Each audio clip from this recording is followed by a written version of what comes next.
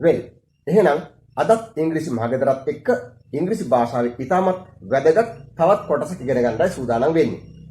අද අපි ඉගෙන ගන්නේ බොහෝ අය කතා කරද්දී සහ විභාග ලියද්දී පවා පටලව ගන්න, වරද්ද ගන්න ඉංග්‍රීසි කොටසක්. ඕකට අපි ව්‍යාකරණානුකූලව කියන ග්‍රැමටිකලි කියනවා පැසිව් වොයිස් කියලා.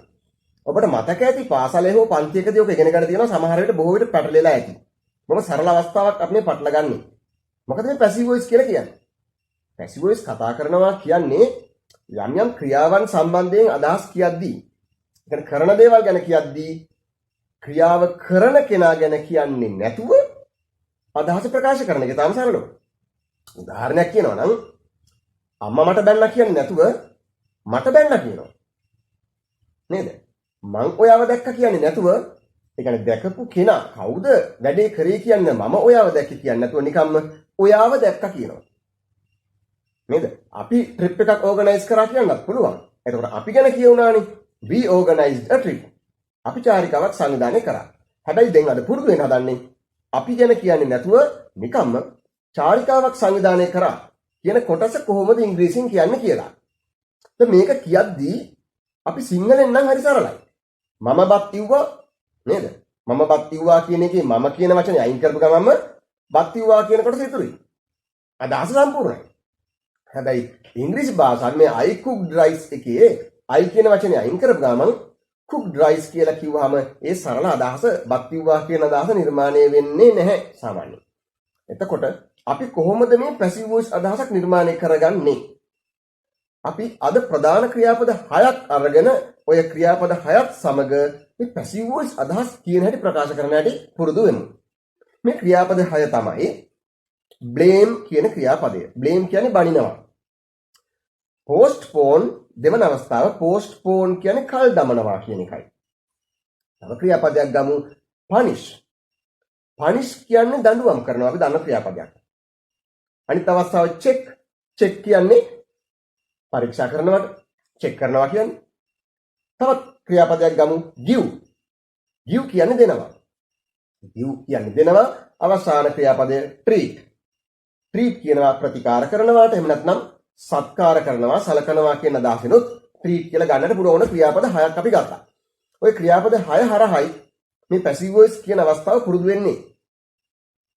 මුලින්ම අපි කියමු මේ සාමාන්‍යයෙන් යම් යම් දේවල් කරනවා කියලා කොහොමද කියන්නේ පැසිව් වොයිස් වලින්.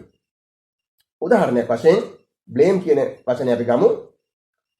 අත්තම මට බනිනවා කියන අවස්ථාව අත්තම මට බනිනවා නම් grandmother blames me. ඒක අපි කලින් ඉගෙන ගත්තා. ඔබ අපිත් එක්ක කලින් හිටියා නම් පාඩම් වල එකතු වෙලා හිටියා නම් ඔබට මතකයි අත්තම මට බනිනවා කියන අවස්ථාව. හැබැයි දැන් අද කියන්නේ අත්තම්මා ගැන කියන්නේ නැතුව ඊටාම සරල අවස්ථාවක මට බනිනවා. දැන් කෙනෙක් අහනවා අයියෝ අත්තම්මලා ගෙදර යන්නේ නැත්තේ. එතකොට කියනවා මට බනිනවා කියලා.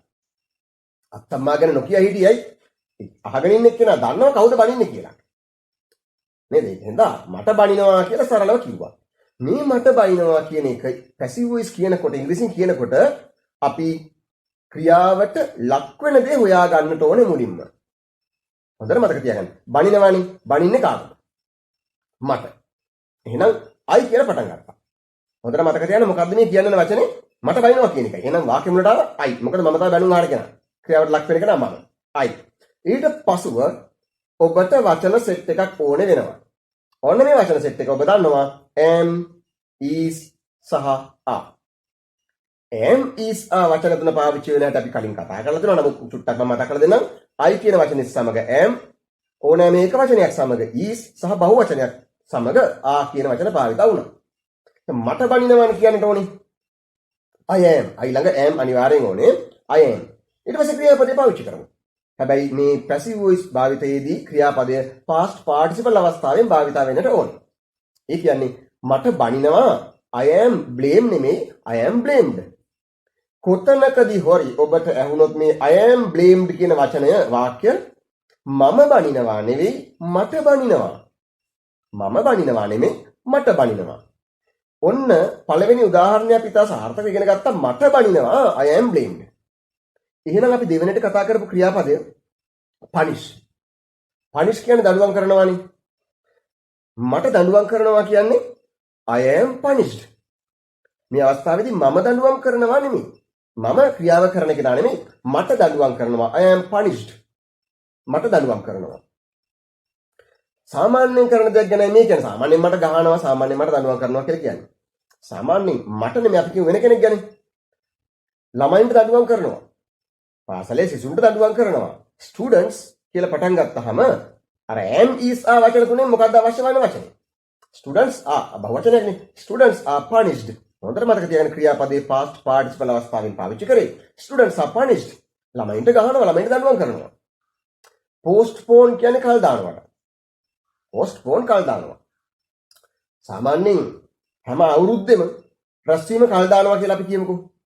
කවුද කල් දාන්නේ කියලා කියන්නේ නෑ මෙතනදී. අපි අද පුරුදු වෙන්නේ පැසිව් වොයිස් අවස්ථාව. රැස්වීම නම් කල් දානවා සාමාන්‍යයෙන්. The meeting is නේද අපි දැන් දන්නවා am is සහභාගිත. The meeting is postponed. The meeting is postponed. මේක කල් දානවා සාමාන්‍යයෙන්. postpone කියන්නේ කල් දානවට. check පරීක්ෂා කරනවානේ. දැන් අපි කියමු හැමදාම බස් එක චෙක් කරනවා කියලා. එතකොට බස් එක චෙක් කරනවා කියන වාක්‍යය කවුද චෙක් කරන්නේ කියලා කිව්වේ නැහැ. නේද? පොලිසියෙන්ද හමුදාවෙන්ද කියලා කිව්වේ නැහැ. එතකොට අපි සරලව කියන්නේ බස් එක චෙක් කරනවා. The bus is checked. වැදගත්ම දේ am the is the are කියන වචන තුන නිවැරදිව භාවිත කරන්න ඕනේ. ඊට පස්සේ ක්‍රියාපදේ past participle අවස්ථාවෙන් දැම්ම the bus is checked every day. මේ ප්‍රධාන කොටස නිර්මාණය වුණාට පස්සේ ඒ කියන්නේ the bus is checked කියලා කිව්වට පස්සේ ඔබට පුළුවන් ඊටු කොටස් එකතු කරගන්න. The bus is checked at Katugastota. Bus එක චෙක් කරනවා කටුගස්තොටදී every day හැමදාම. The bus is checked at Katugastota every day. අතන bus is checked ඔතනයි වැදගත් උනේ බස් එක චෙක් කරනවා. තවත් ක්‍රියාපදයක් අපි කිව්වා give කියලා. give කියන්නේ දෙනවා. give කියන ක්‍රියාපදේ past participle ඕනේනේ. given. හරි. ළමයින්ට තෑගි දෙනවා. ළමයින්ට අපි කියමුකෝ තෑගි දෙනවා කියලා.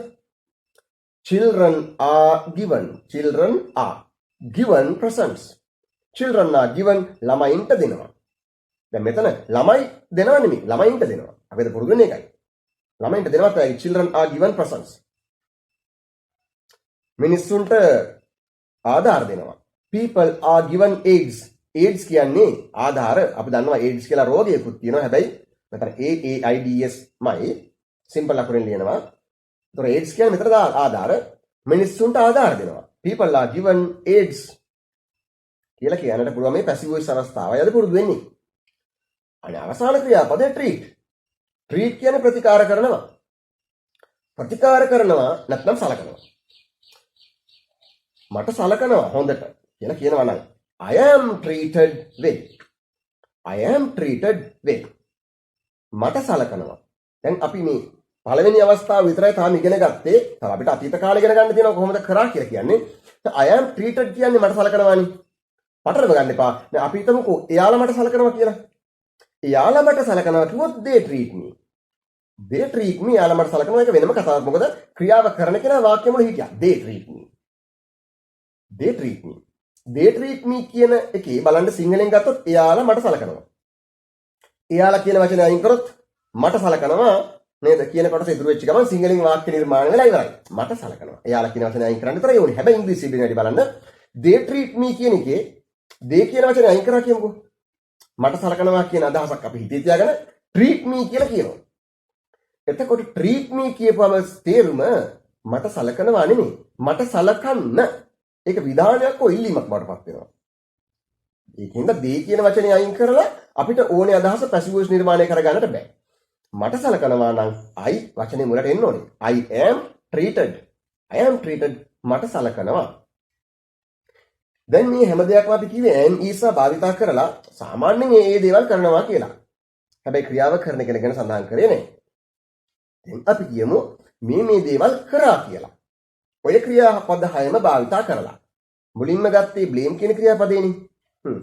මට බැන්නා. දැන් මේ කියන්නේ බනිනවා නෙමෙයි බැන්නා. එතනත් පැසිව් වොයිස් මොකද ක්‍රියාව කරන කෙනා සඳහන් උනේ නැහැ. මට බැන්නා. එතකොට am is are නෙමෙයි භාවිතා කරන්නට ඕනේ. ඒ වගේ අතීත කාල was සහව දෙක was I කියන අවස්ථාව මම සමග සහ ඒක වචනත් එක්ක වෙනවා. බහුවචනත් එක්ක වෙනවා. මේ අවස්ථාව අපි කීප සැරයක් කතා කරා ඔබ අපිව සබ්ස්ක්‍රයිබ් කරලා තියෙනවා නම් ඔබ අපිත් එක්ක හිටියනම් මේ දක්වා ඔබට නිතර මේ පාඩම් එන්නේ නැති මේ දක්වා හොඳට ඔබ පොලිෂ් වෙලා තියෙන වචනත් එක්ක. මොකද මේ වචන තමයි භාෂාව හසුරවන්නේ. වෝස් වර්ඩ් එක අතීත කාලයේ එනවා. ඉතින් අපි කියමු මට බැන්නා. දැන් මං හිතන්නේ අපිට තේරෙලා තියෙනවා මට බයිනවනේ මට බැන්නා. I was blamed. ක්‍රියාපදේ past participle මයි. වෙනස් වෙන්නේ නැහැ. I was blamed මට බැන්නා. I was blamed. අපිට බැන්නා කිව්වොත් we were blamed. මොකද we කියන්නේ බහුවචනයක්. We were blamed අපිට බැන්නා. නිමල්ට බැන්නා කියනවා නම් කොහොමද කියන්නේ? Nimal was blamed. හරි. අපි තවත් අනිත් ක්‍රියාපදයක් ගමු. postpone කල් දානවා. දැන් අපි කියන්නේ මැච් එක කල් දැම්මා. කල් දාලා ඉවරයි. The match was postponed. රැස්වීම කල් දැම්මා. The meeting was postponed. was එකත් එක්කයි ක්‍රියාපදේ past participle මයි භාවිතා වෙන්නේ. තවත් ක්‍රියාපදයක් කතා කරා අපි check පරීක්ෂා කරනවා. අපේ බස් දෙකම check කරා. Both of our buses. අපේ බස් දෙකම කියන්නේ both of our buses. දැන් was the verb දෙකක්.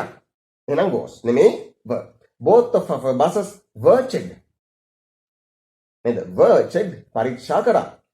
හැබැයි එක බස් එකක් චෙක් කරා කියනවා නම් බස් එක චෙක් කරා. the bus was checked. the bus was checked. අපි ගමුකෝ පනිෂ් කියන ක්‍රියාපදේ. පනිෂ් දඬුවම් කරනවානේ. කමල්ට දඬුවම් කරා. Kamal was punished. මට දඬුවම් කරා. I was punished. මේ was ව පාවිච්චි කරලා මේ අතීත කාලේ යමක් කරා කියලා කියන්නේ හැම විටම ක්‍රියාව කරන කෙනෙක් නම් සඳහන් වෙන්නේ නැහැ. ඒකට passive voice කියලා කියන්නේ. මට හොඳ කාමරයක් දුන්නා. I was given a good room. අපිට පොත් දෙකක් දුන්නා. අපිට පොත් දෙකක් දුන්නා. අපිට දුන්නේ we were given two books. We were given two books. අපිට පොත් දෙකක් දුන්නා. we තමයි ක්‍රියාවට ලක් වෙන කෙනා. හැබැයි මේවා කෙනා මෙහෙම කියන්නත් පුළුවන්. පොත් දෙකක් දුන්නා. Two books were given. එතකොට තේරෙනවා පොත් දෙකක් දුන්නා. Two books were given to us. බලන්න we were given two books කිව්වොත් අපිට පොත් දෙකක් දුන්නා. එතනත් අපි නෙමෙයි ක්‍රියාව කරපු කෙනා අපිටයි දුන්නේ. Two books were given to us කියපුවාම පොත් දෙකක් දුන්නා. කාටද දුන්නේ? අපිට to us. හැබැයි කිසිම තැනක ක්‍රියාව කරන කෙනෙක්. කවුද දුන්නේ සඳහන් වුණේ නැහැ. give. treat සලකනවානේ. අවසාන ක්‍රියාපදයක් පාවිච්චි කරමු. එයාලගේ තාත්තට හොඳට සැලකුවා.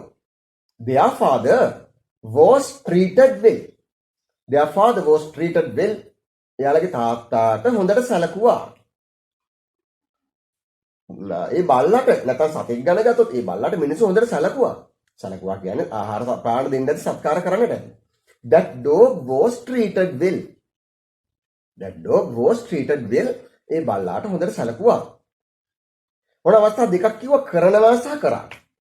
දැන් තව එක අවස්ථාවක් ඉතුරුයි. මොකද්ද? පස්සේ කරයි. පසුව කරાવી. මේ පසුව කරાવી කියන අවස්ථාවත් passive voice මයි. ඒ කියන්නේ අපි සඳහන් කරන්නේ නෑ මෙතනදී කවුද ක්‍රියාව කරන්නේ කියලා. අපේ පළවෙනි ක්‍රියාපදය අද ගත්තු blame බනිනවා. අපි කියමු ඔයාට බනි. ඔයාට බනිවි කියලානේ කියන්නේ. නේද? සාමාන්‍යයෙන් බනිනවා නෙමෙයි, බැන්න නෙමෙයි. ඔය අවස්ථා දෙක පුරුදුනා. ඔයාට බනිවි. එතකොට අර මුලින්ම අවස්ථාවේ am ඉස්සා ගත්තා. ඊට පස්සේ was සහ were අරගෙන අතීත කාලයකට දැම්මා. දැන් ගන්න will be කියන වචන දෙක. will be. ඔබ හොඳට දන්නවා මම හිතන්නේ ඔබ අපිත් එක්ක නිතරම ඉන්නට ඇති. will be තමයි අනාගත කාලයේදී භාවිතා වෙන්නේ. ඔයාට බනි. මට බනි කියන පස්සේ බනිවිනේ. එහෙනම් you will be blamed. එතනත් ක්‍රියාපදේ past participle මයි. you will be blamed. ඔයාට බනි. postpone කල් දානවා. රැස්වීම නම් කල් දායි. කල් දමාවි. පස්සේ කල් දමාවි. The meeting will be postponed. The meeting will be postponed. match එක රැස්වීම කල් දමාවි. රැස්වීම කල් දමාවි. නැත්නම් the match will be postponed. රැස්වීම match එක කල් දමාවි. ඔය විදිහට ඕනෑම දෙයක් පසුව කරાવી. අපි අනිත් ක්‍රියාපදේ punish නේ. ඔයාට දඬුවම් කරයි කියලා කියන්නේ පසුව දඬුවම් කරાવીනේ. එහෙනම් you will be punished. You will be punished. ඔයාට දඬුවම් කරાવી. check පරීක්ෂා කරනවා. ලාච්චු ටික ඔක්කොම check කරાવી. තාම check කරලා නැහැ. මේ check කරනවත් නෙමෙයි. පස්සේ check කරાવી. all the drawers will be checked. all the drawer කියන ලාච්චුවට all the drawers will be checked. ලාච්චු ටික ඔක්කොම පරීක්ෂා කරાવી. පසුව කරાવી. give දෙනවා. ඔයාට පාසලයක් දෙයි. ඔයාට පාසලයක් දෙයි. මේ වාක්‍යයේ ක්‍රියාව කරන එක නම් සඳහන් වෙන්නේ නැහැ. ඒකයි එකට passive voice කියලා කියන්නේ. කොහොමද කියන්නේ ඔයාට පාසලයක් දෙවි කියලා? you will be given. give ක්‍රියාපදයේ past participle අවස්ථාව given, you will be given a parcel. දැන් මෙතනදී ඔයාට පාර්සලයක් දෙවි. කවුද දන්නේ නැහැ දෙන්නේ. හැබැයි ඔයාට දෙවි you will be given a parcel. හැබැයි මෙහෙම කියන්නත් පුළුවන්. පාර්සල් එකක් දෙවි. a parcel will be given. a parcel will be given. Parcel එකක් දෙවි. a parcel will be given to you. බලන්න ඕනෑම පැත්තකට හරව ගන්න බෑ. හැබැයි ක්‍රියාව කරන කෙනා නම් ඕකේ වාක්‍ය මුල නැහැ. අපි ඒ වගේ අවස්ථාවකයි අද පුරුදු වෙන්නේ. treat සලකනවා අවසාන ක්‍රියාපදය. ඔයාලට හොඳට සත්කාර කරන්න බය වෙන්න එපා. don't be afraid, don't be scared. බය වෙන්න එපා කියන්නේ කොහොමද? don't be afraid, don't be scared. කොහොම කියලා අපි කියනවා don't be scared. ඔයාලට හොඳට සත්කාර කරાવી. you will be treated well. you will be treated well. ඔබට හොඳට ඔබලාට නැත්නම් ඔබට හොඳට සත්කාර කරાવી. බය වෙන්න එපා. ඔයාලගේ මාමට හොඳට සත්කාර කරાવી. your uncle will be treated well. ඔබගේ මාමට හොඳට සත්කාර කරાવી. ඔන්න අද පුරුදු වුණා මේ ඊටාම පටලව ගන්න තැනක් කතා කරද්දී ක්‍රියාව කරන කෙනෙක් ගැන කියන්නේ නැතුව යම් යම් ක්‍රියාවන් ගැන කරනවා හෝ කරා හෝ පස්සේ කරાવી කියලා කියන අවස්ථා. තුනම අරගෙන එක ක්‍රියාපදයක් අපි සාකච්ඡා කරමු. අපි ගමු check පරීක්ෂා කරනවා කියන ක්‍රියාපදේ. the bus is checked, the bus was checked සහ the bus will be checked. ඔන්න ඔය අවස්ථා තුනයි පුරුදුනේ. මතකද? the bus is checked කියන්නේ is වර්තමාන කාලයේ හින්දා is තමයි වාක්‍යයේ අයිතිකාරය මෙතනදී. the bus is checked. Bus එක චෙක් කරනවා සාමාන්‍යයෙන් බස් එකට ඔය දේ කරනවා. හැමදාම චෙක් කරනවා, මාසෙකට සැරයක් චෙක් කරනවා ආදී වශයෙන් සාමාන්‍යයෙන් චෙක් කරනවා. the bus is checked. හැබැයි the bus was checked කිව්වොත් බස් එක චෙක් කරා. was checked. බස් එක චෙක් කරා. bus will be checked කියන්න පුළුවන්. the bus will be checked. තේරුම මොකද්ද? බස් එක පරීක්ෂා කරાવી. එහෙනම් මතකයි ක්‍රියාපදය අනිවාර්යෙන් භාවිත කරේ past participle අවස්ථාවේ මේ අවස්ථා තුනේදීම. වර්තමාන අතීත අනාගත තුනේම. වාක්‍යයේ මුලට ආවේ ක්‍රියාවට ලක් වෙන දේ හෝ ලක් වෙන කෙනා. ලක් වෙන කෙනා හිටියා. ඊට පස්සේ අර am is are වර්තමාන කාලයේ නම් අතීත කාලේ නම් was සහ were හිටියා. අනාගත කාලයේ පසු කරන එකක් නම් will be හිටියා. ඊට පස්සේ ක්‍රියාපදේ past participle භාවිත වුණා. හරිම සරලයි. passive voice භාවිතයේ තවත් පියවරක් එක්ක අපි ඊළඟ පාඩමේ මුණ ගැහෙමු. අපිව subscribe කරන්න අමතක කරන්න එපා. bell icon එක hit කරන්න. එතකොට පුළුවන් තවත් ඊළඟ පාඩම් ටිකක් ඔබ ළඟට ගෙන්න ගන්න. එහෙනම් මුණ ගැහෙමු තවත් ලස්සන පාඩමකින් ඉංග්‍රීසි මහලෙතරත් එක්ක.